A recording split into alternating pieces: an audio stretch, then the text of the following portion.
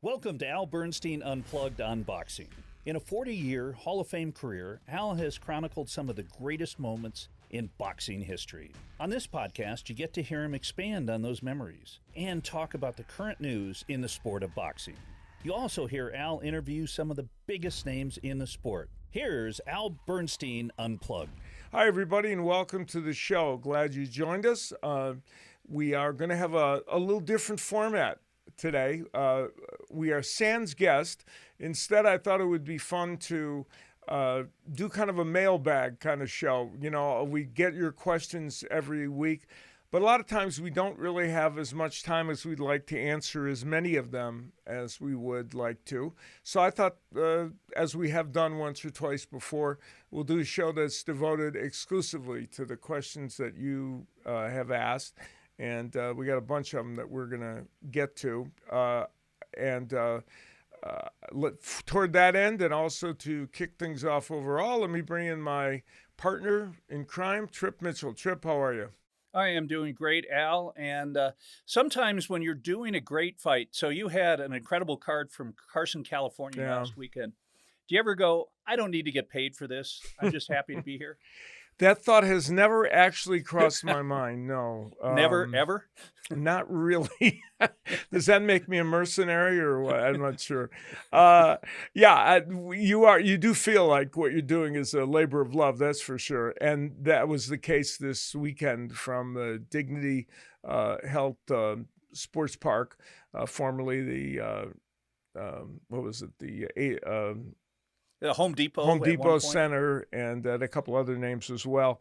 And that location has a great history of having great fights. I don't know why. It doesn't make sense, does it really? What's the difference where people fight? You'd think, you know, for some reason, though, that area, that specific location produces great fights, and that's what we had this past week on Showtime in the first of a series of cards that we're going to have all the way through September. And our very next one is going to be at that same location on May 29th with Nonito Donaire and Nordine Ubali heading up what is another trio of great fights, and I think could be almost as good as what we had this past week.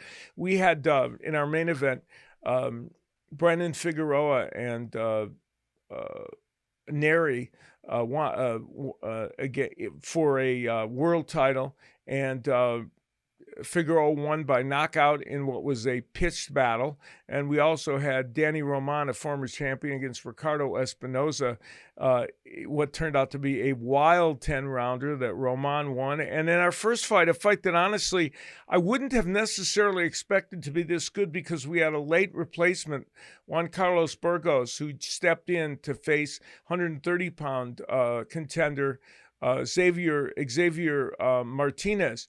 Juan Carlos Burgos fought, he's a 33-year-old, who's a 17-year veteran of the sport, who has become a little bit of a trial horse for undefeated fighters, going the distance but losing. He's never been stopped in his life.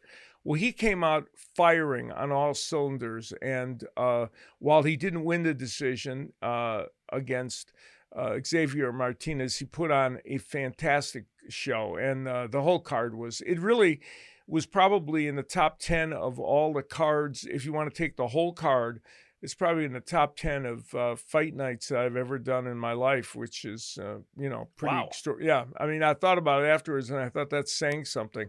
So it was a pretty extraordinary night. You know, it'd be interesting sometime in the future to have you give I know you're not big on lists, but top 10 fights where a replacement fighter came in and acquitted himself so well or had the upset in the win, because that would be a great category. Yeah, it is, and it has happened in the past for sure, and this was a perfect example of it, and we've actually had fighters come in and do the upset as well. Now, this weekend, I will not be doing boxing, but I will be going to a very special event. They're going to have an event honoring the late Marvelous Marvin Hagler. The city of Brockton, Massachusetts, is putting it on the Sunday, the 23rd of this Sunday, 23rd of May, and it's going to be at the Rocky Marciano Stadium in Brockton, and admission is free, though there might be limited seating, but people, if they're in the area or can get to the area, they can maybe contact Brockton about information and look online, and there's a lot of stories about how to arrange to get seated there. And we're going to have it's going to be a special tribute to him. There'll be a number of, Bernard Hopkins is going to be there. I'll be on hand. Ron Borges, the famous sports writer, a number of other sports personalities will take part in the program, a special program to honor marvelous Marvin Hagler. So I'm thrilled that I was invited to come to it, and a chance to say goodbye to a man who was a good friend of mine and, of course, an icon in the sport of boxing. And this will be kind of an official goodbye to him for boxing fans. So looking forward to that for sure. And you were lucky enough to be heavily, heavily involved in the 80s, where Golden Age and the Four Kings. And I know this means a lot to you personally, but that to me was an amazing, amazing decade of boxing. It was. The 80s, I think, was the best decade boxing maybe has ever had. And the Four Kings were a big part of that. You know, Hagler, Hearns, Leonard, Duran.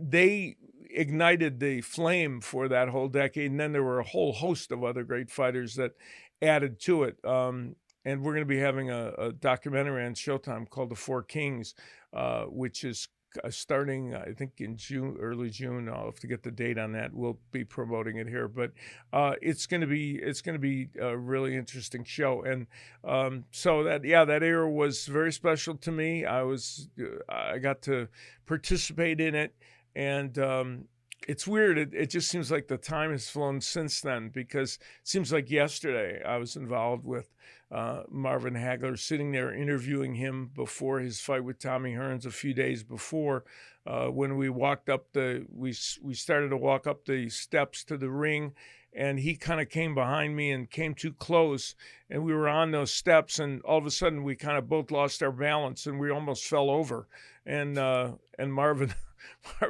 we finally got in the ring, and everybody was a little shaken, and Marvin said, he said, I can tell you something. He said, I can tell you exactly who they would have blamed if we'd have fallen and I couldn't make this fight. Meaning me, of course. Yeah. So it was, but it's a great era for sure. Yeah, the Petronelli brothers knew who to call to have you taken out to the desert. I would have been in big trouble for sure. Okay, well, let's get to some great questions. Miguel asks, what's your breakdown, Fulton versus Figueroa? First question. Yeah, that's the fight on September 11th. Brandon Figueroa won the title, and now is going to be in a unifying title match with one of the other title holders, Stephen Fulton Jr., who just beat Angelo Leo to win the title. That is set for September 11th. They have been woofing at each other on social media. It's going to be a fascinating matchup. Figueroa is a very intriguing fighter, a big, tall, rangy, 5'8" fighter in that weight division, who likes to fight on the inside. He doesn't even use his height and his reach. He just walks to you and he mauls you. And he beat Louis Neri with a huge body shot. And so stylistically, it's going to be a fascinating fight. Stephen Fulton is a boxer, but against Angelo Leo, he stood right in the pocket and battled with Leo, who's a phenomenal body puncher. He's there must be something about that weight division. Everybody is a great body puncher, and Leo certainly is. And Stephen Fulton beat Leo at his own game and won a decision. So that fight, I think these 122-pound things bookend our big lineup of fights. And the first one was great, and I have a feeling the last one is going to be great too, with Fulton and Figueroa. And to me, that's a 50-50 fight. Okay. Donovan Casp asks, if you could have one celebrity to join you on a boxing broadcast, who would you pick to call the fight with you? All right. Do I have to specify whether they're straight or high? How do I do that? Well, let's keep it straight. Just All right, you so know, this because would we're be straight view. Listen, I've had a lot of fun with celebrities. I've done lots of boxing matches with Mario Lopez, who of course knows the sport very well. I just had Snoop Dogg sitting with me, among others, on the Triller show, and I've sat in with a lot of celebrities. I'll tell you somebody who I think would be a really cool broadcaster to sit with doing a fight. And he was a guest on this show. He was the star of Mindhunter, Lights Out, a series in which he played a boxer, Holt McCannally, who is a very fine actor and is a very thoughtful guy. And if somebody told him he was going to sit in and do the boxing matches with us, I guarantee he'd study his heart out. He'd show up knowing all the fighters, and he would bring an A game to it. So he would be fun. Plus, he's such a great guy. It would be fun to sit and do it with him. I think he would be great. And who would be your favorite politician to have sit in? Oh boy, well, that's a tricky one, right? Who would be fun to call a boxing match with? Well, whoever I say, it's going to get 50% of the people will be mad at me, and 50% of the people will think it's a good choice. So I'm not sure I can even select one. They used to have in the old days. I remember watching the Cub games. They used to have back when I was a kid. They would have the senators like Everett Dirksen in Illinois. And Paul Douglas. They would come there and they would sit in on the Cub games, and they were hysterical, coming on there. Now, I will say I spent a lot of time with John McCain, who's since passed, of course. And John would have been fun to do a boxing match with. He was a very big boxing fan. And, of course, he helped bring through the Muhammad Ali Act, which has helped in some ways with the sport of boxing and was designed to try and kind of clean things up a little bit. But John would have been great to do a boxing match with. I sat at dinner with him and his wife Cindy on a number of occasions while he was preparing the Muhammad Ali Act. So John would have been good to do boxing with. And I did a girls' high school. This career has gone, it's just shoot through the roof. I did the girls' high school Nevada State Championship with Harry Reid as my color. Harry Reid, who also was an amateur boxer. Searchlight, Nevada. And I said, I wanted to say something nice about his opponent, John Ensign, who he beat by 428 votes. We called him Landslide Reid. And he knew everything bad about John Ensign and brought it up on the broadcast. Perfect. So just what you needed, right? You don't mess with Harry Reid. Nice bipartisan. I once played in a celebrity basketball game with John Ensign when he was senator. Let me tell you something. He was a good hoopster. Did not know what the word pass meant. I was on the same team as him, and he could fire away and he could drain, jumpers, but you didn't look to him for assists. So what can I say? Look, I'm following down Harry Reid's path and saying bad things about John Ensign.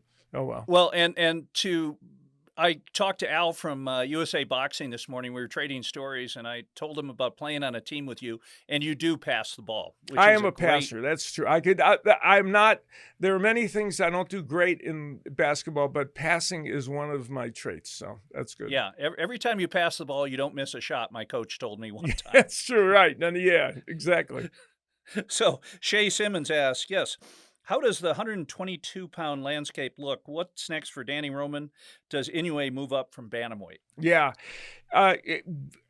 That division, of course, I say is one of the best in boxing, and it was the one that was on display for us last week and will be, as we mentioned, in September, and we'll probably have a few other people on before then. Danny Roman, by winning that fight, he's the number one contender, mandatory for the title that Stephen Fulton has, and yet Fulton is fighting a unifying title fight against Figueroa. So he's not available to Danny Roman. The man who beat Roman for his title, who has a world title, Mirjan Akhmaldiev, is somebody he could fight and deserves a rematch with, because he lost a razor-thin decision to him. And he's hoping that he can get a rematch with him, and I hope he does get a rematch. No former champion deserves a rematch more than Danny Roman, and anyone that saw him against a very tough Ricardo Espinoza on our air the other night can dispute that. Danny Roman is a brilliant technician. And that weight class, it has Angelo Leo, who I mentioned before, who had a world title.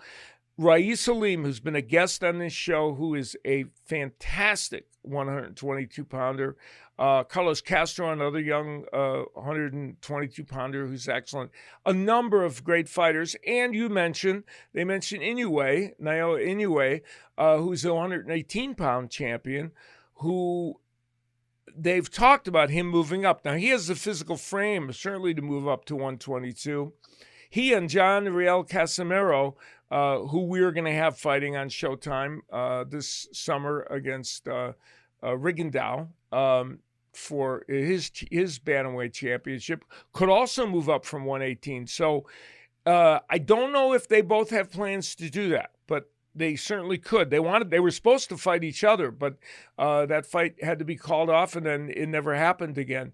But Inoue and Casimiro would make that division even more insanely talented than it already is. But I expect to have great fights in that division over the course of the next 2 years. Hey, Al, you remember the days when a 4-pound weight fluctuation was a big decision? Yeah, like now. Yeah, it used to be. And then now going up from 118 to 122, it still is a big deal. Okay. Our next question, one of our loyal listeners asked a question, Rob Ovitt. I sent this about a month ago, but he didn't see the show where he answered it. So he's asking again, who had been in their prime, who would have won, Tyson or Foreman?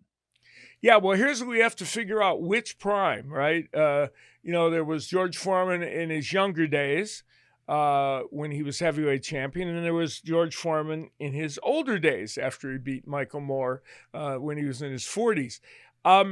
It is interesting. So, and then you take Tyson, I guess, during his first championship run. I guess that would be his prime, not the second time he won the title when he ended up losing it to Evander Holyfield. But if you take the young Tyson, and if I had to pick a Foreman that would have actually been a better bet either Foreman, to be perfectly candid, I actually think that either Foreman was a bad style matchup for Mike Tyson. He had a way, and I talked to Foreman at length about this, and when he came back as a heavyweight, he was expecting Mike Tyson to be the guy who he was going to face for a world championship, not Evander Holyfield, and ended up being Evander Holyfield, of course. And so he had it in his brain how he was going to fight Mike Tyson, and he felt that Tyson, who was shorter than him, and he felt he could physically push Tyson around, and he could use the uppercut, and that he would hurt him badly like he did Joe Frazier when he fought him. This might be heresy. I tend to agree that I think George Foreman would have been a nightmare matchup for Mike Tyson. And whether it was the younger Foreman, who I think was slightly less likely, believe it or not, to be perfect against Tyson, or the old Foreman who had found his jab at that point and was much better with the jab, I think either one might have been difficult for Mike Tyson. And on the George Foreman front, have you ever seen a fighter have as much of a transformation personality-wise as George Foreman 1 versus George Foreman 2? Yeah, well, yeah, I think there's a caveat to that. The personality he was able to show to the public, because I don't really think he changed that much. He was kind of a funny guy when he was younger. It's just that he kind of did play into the idea that he liked Sonny Liston. Sonny Liston was kind of a little bit of a mentor to him, and so he kind of adopted that a little bit. But I think the George Foreman that most of the people I know that were around him say he was pretty funny back then, but then later in life he got to kind of show that part of his personality. And yes, in terms of what the public saw, one of the biggest transformations you could imagine. And did he ever pay you for that idea you had on the grill? I think that was my idea, wasn't it? Yeah. No, George did pretty well with that grill thing. Yeah, isn't that Yeah. funny to have a device like that and make? I think I heard over $100 million over the The course of sale, its. the sale was very lucrative when he sold the rights to that. Yes. Great. And next question: is Michael Buffer the greatest ring announcer ever? Though Jimmy Lennon Jr. definitely would be tough competition.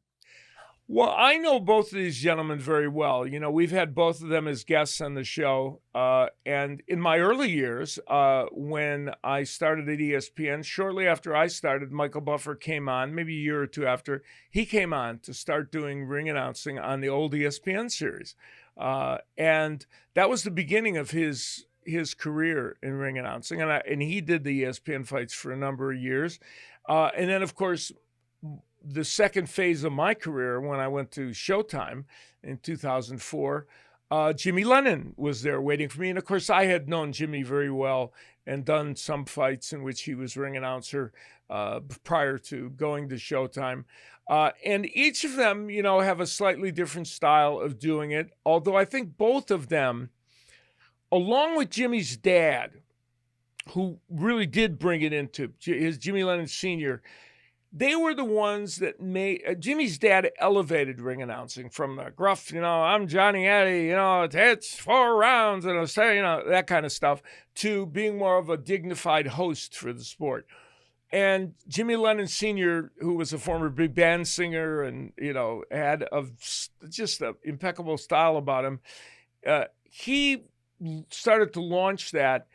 Then Michael Buffer and Jimmy Lennon Jr., of course, kind of really enhanced that, and they became known worldwide, and they became more of the host of boxing as opposed to what we had previously thought of as ring announcers. And so I love both those guys, and I wouldn't. It'd be like, you know, picking between Fred Astaire and Gene Kelly. You know, you can't do it. Okay, and it's kind of funny because through you, I've met Michael Buffer and obviously been on the show and stuff, and really a class guy. But it would be ironic that 20 years ago, his brother got hooked up, or less than 20 years ago, with UFC and had a wonderful career over there. It's amazing because his brother did a lot with Michael running his business affairs, and I don't know if he still when he stopped doing that, but he was a very integral part of Michael being successful with his branding, and God knows he's done enough branding. He got his own, made his own way to fame through the UFC brand, which is pretty amazing. If I say let's get ready to. And you say Rumble, will we get charged? Probably, yeah. Maybe Okay. no. Maybe he'll let us get by with that. I'm not sure. Okay, sounds good. And our final question, Anthony Vito Folletti asked, Al, did you always have the ultimate goal of covering boxing?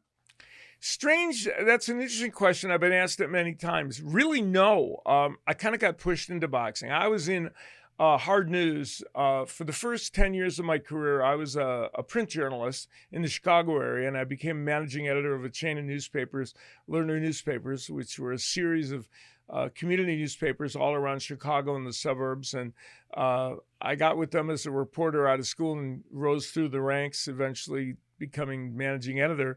And I wanted to get into sports all that time. All I really wanted to do was go downtown to the Sun-Times or Chicago Tribune and work as a sports writer. I never got the opportunity to do that. And I kept getting pushed up the ladder at Lerner. And so I started freelancing in sports, writing for different papers like the Washington Star. And because I had I'd worked as an amateur boxer, or I'd been an amateur boxer, I started writing for Ring Magazine, covering some fights and freelancing for them. And then I got an opportunity I was at a party, and a guy came up to me and he said, somebody told me that you write about boxing. I said, yeah. He said, I'm a book editor. He said, I need to have somebody write this book called Boxing for Beginners that's involved for young boxers. And I said, oh, okay, I'm game. Well, I wrote that book, and Kenny Norton did the foreword for it. We got him to do the foreword. And that started to push me in more of a boxing direction. And then I kept writing for Boxing Illustrated. And then I clawed my way onto ESPN when they were just in a fledgling state, coming to the 4 different locations that they came to. One of them was Chicago, and I clawed my way onto that broadcast. And when I did that, to be perfectly candid, my assumption was that I would be on the boxing broadcast, but it would be an easy transition to do other coverage of other sports on ESPN. Silly me. Number one, we did boxing 48 weeks a year. So there was no time to cover other sports. And it was, I was so much identified as the boxing guy that it wasn't, occasionally I would get some opportunities like covering the draft for the NFL or doing some other coverage for SportsCenter. But then it wasn't until the early 2000s when I got more of an opportunity at ESPN to do much more for SportsCenter, and I did for several years, covering Major League Baseball and other sports. My goal was always to do all other sports, but boxing pretty much took control of everything. And so over the years, I've done radio shows. I did one on ESPN affiliate in Las Vegas and on other places. I've done general sports radio shows, but boxing kind of just took over the landscape for me. And once it did, then that was what I was known for and what I did. So if you had your druthers, what sport would you, as let's say a home team play-by-play guy, what sport would you want to cover? Yeah, if I was doing play-by-play for a team, and I was once getting considered to do a studio show for. I once talked to somebody about doing it for the Utah Jazz, believe it or not. Wow. Yeah, and it didn't work out, but I was in the running for it to just go up and do studio shows. But it would be NBA. I think that would be the most fun for me. Would be to do play-by-play on an NBA team. So and we have a mutual guy we both worked with, Tim Neverett, who went Tim's from doing the Red Sox and is now at the Dodgers, but 162 games a year plus pre-spring, that would be a lot of work, wouldn't it? It is. Baseball, I think, Barry Tompkins, who's been, of course, a partner of mine for years, he did a couple seasons with the Giants, and he was saying that you really. And I love baseball. I played baseball when I was younger in high school and college, and I love the sport. But he said you have to really be a baseball lifer in a lot of respects to really want to do the full seasons of baseball teams, and you have to be pretty focused in and dialed in on it. And it would be fun. I think it would be great. But again, it's a different animal, I think, than doing some of these other sports. So and finally, I remember.